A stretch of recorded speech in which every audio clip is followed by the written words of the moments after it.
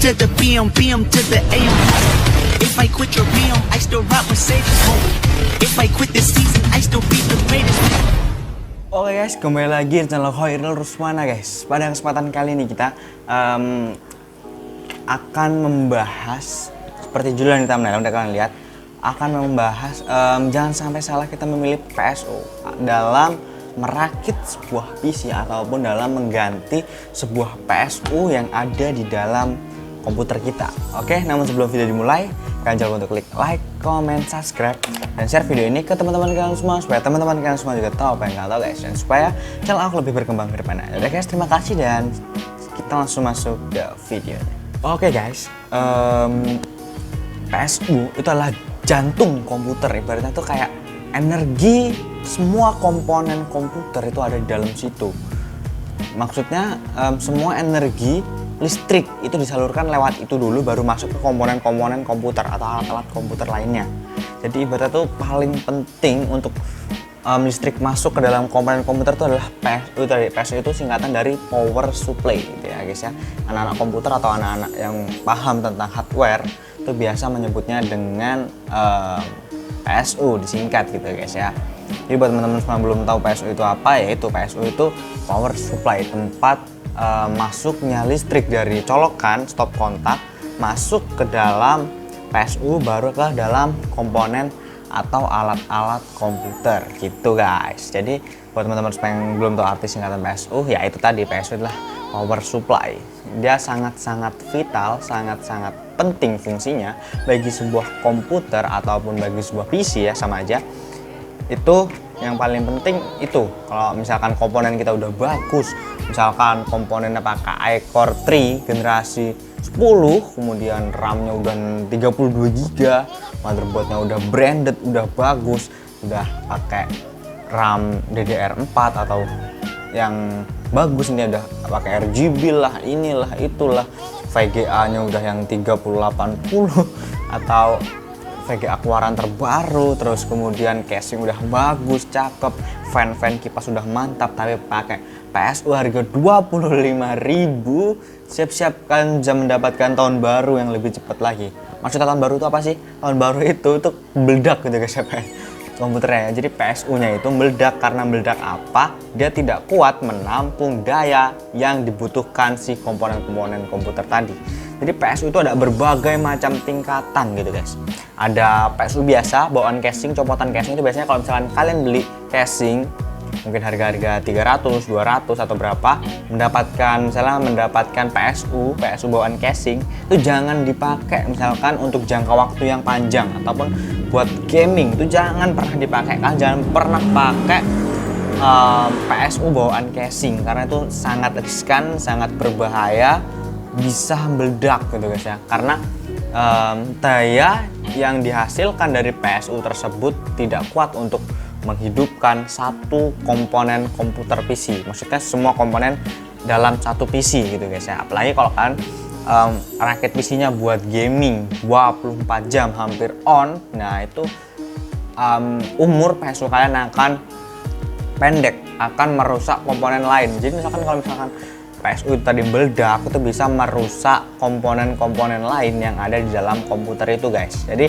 buat teman-teman semua jangan pernah pilih PSU yang copotan casing. Kalian bisa cek lah di Tokopedia, Shopee, Bukalapak, Lazada dan lain-lainnya, toko e-commerce online.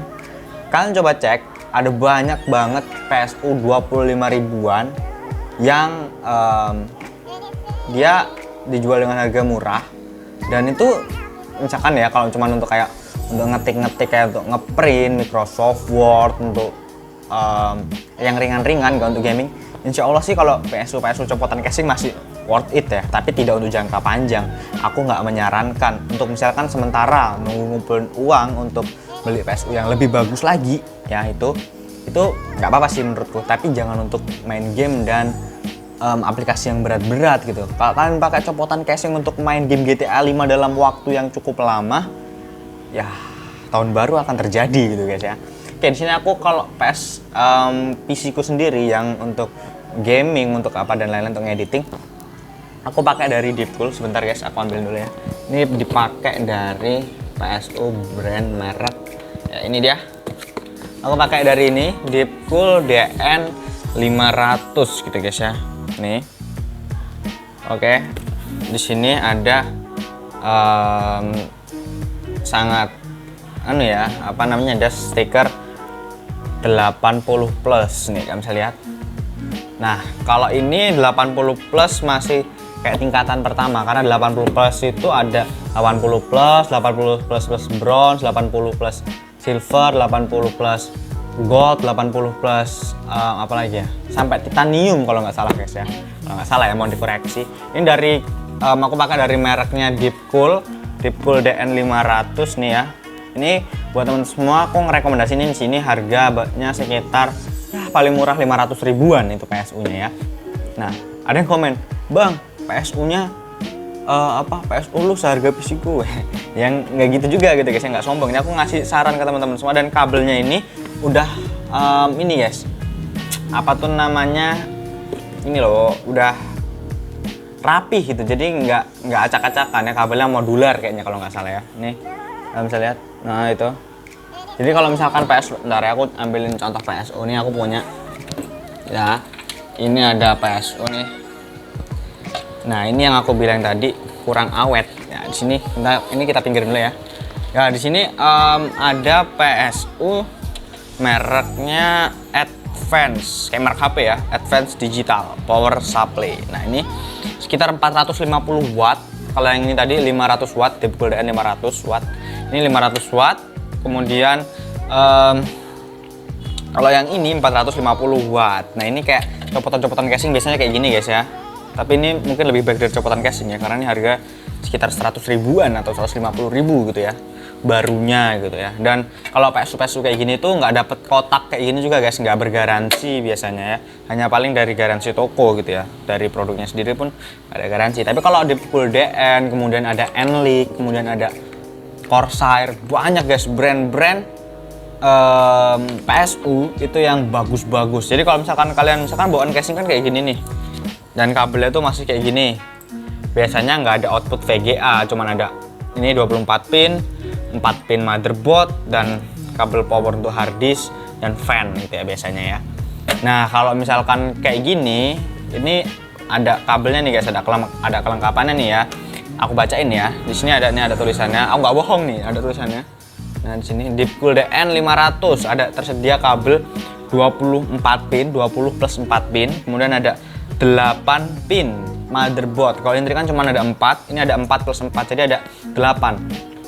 Biasanya mobo-mobo sekarang itu 8 pin ya biasanya, harusnya ya. Kayaknya sih 8 pin gitu ya. Kemudian ada kabel power SATA, maksudnya kayak untuk ke hard disk.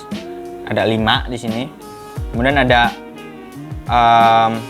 kabel untuk SATA sama SSD sama ya powernya. Kemudian ada kabel VGA PCA 6 plus 2 kali 2, ada 2 untuk kabel output ke VGA. Jadi kalau misalkan mau masang 2 VGA pun bisa gitu ya.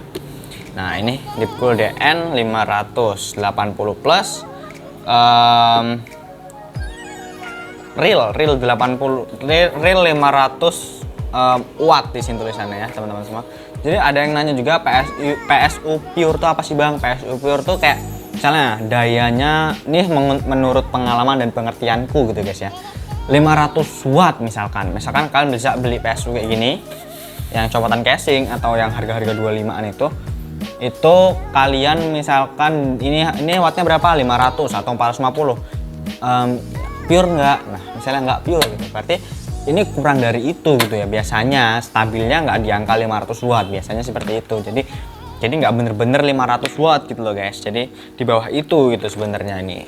Nah, ini jadi inilah jantungnya komputer. Jadi buat teman-teman semua, kalau memilih PSU itu yang bagus lah, yang jangan asal-asal kalian pilih ini yang penting hidup gitu, jangan. Misalkan PSU kalian bedak rusak itu nanti rugi juga kan, beli 2 kali gitu kan ya. Jadi kalau misalkan beli kayak gini Deepcool Corsair yang udah ada bersertifikat 80 plus tapi yang bukan gadungan, karena banyak juga 80 plus yang gadungan, atau sebenarnya itu nggak 80 plus, nggak bersertifikat 80 plus. Kalau pengertian 80 plus sendiri itu kayaknya sih ini lebih efisien 80%. Kalau yang 80 plus warna putih kayak gini itu 80% lebih efisien gitu kayaknya sih gitu, atau stabil di angka 80% dayanya mungkin ya kayak gitu ya, karena aku kemarin habis nonton juga video-video untuk lebih mendalami. Sepertinya sih seperti itu maksudnya. Kalau misalkan kalian punya komponen komputer yang cukup mahal, cukup maksudnya cukup branded, kemudian spek atau spesifikasinya tinggi, wattnya dibutuhkan tinggi, jangan pernah pakai PSU seperti ini. Tapi kalau untuk buat ngetik-ngetik, aku saranin ya ini nggak apa-apa dulu, menunggu budget untuk membeli PSU yang lebih worth it lagi, lebih bermanfaat untuk waktu yang panjang. Silahkan, nggak apa-apa pakein dulu, kecuali jangan untuk gaming guys ya, nanti ada tahun baru bedak gitu PSU-nya. Oke guys, mungkin itu yang bisa aku kasih tahu pada video kali ini. Dan kalau aku tadi mau nunjukin PSU-nya ini, yang tapi kan masih dalam komputer gitu ya. Nanti kapan lain waktu aja.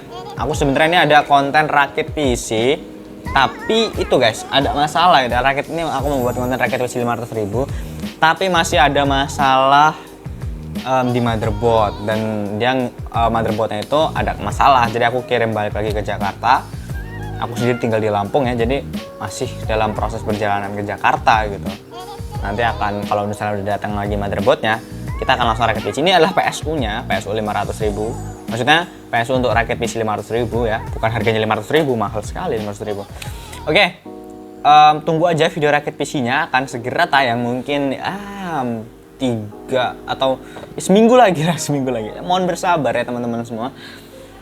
Karena emang ini lagi dikasih musibah gitu, dikasih cobaan motherboardnya guys ya, ada masalah gitu. Oke. Buat teman-teman semua yang masih kurang paham tentang hardware, tentang komputer, kalau misalkan aku paham, nanti akan aku jawab. Silahkan kalian komen di bawah apa yang mau dibantu gitu ya. Silahkan kalian komen di bawah, nanti aku bantu jawab.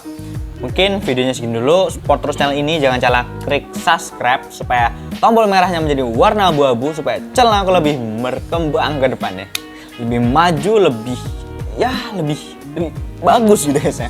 Dan nanti aku akan terus perbaiki tentang kualitas konten, kualitas gambar, visual, audio, dan semuanya, dibarengi dengan support dari teman-teman semua. Terima kasih yang udah support, terima kasih yang komen positif, dan makasih juga buat komen yang negatif. Kalian sangat-sangat mengoreksi, kalian sangat-sangat terima kasih pokoknya buat teman-teman yang komen negatif maupun positif.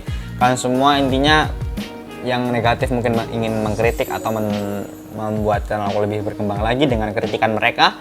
Dan ingat ya, kritik beda dengan menghujat. Oke, terima kasih. Jangan lupa klik like, komen, subscribe, dan share video ini ke teman kalian semua, supaya teman-teman kalian semua juga tahu apa yang kalian tahu, dan supaya channel aku lebih berkembang ke depan. Yaudah guys, terima kasih dan see you next video.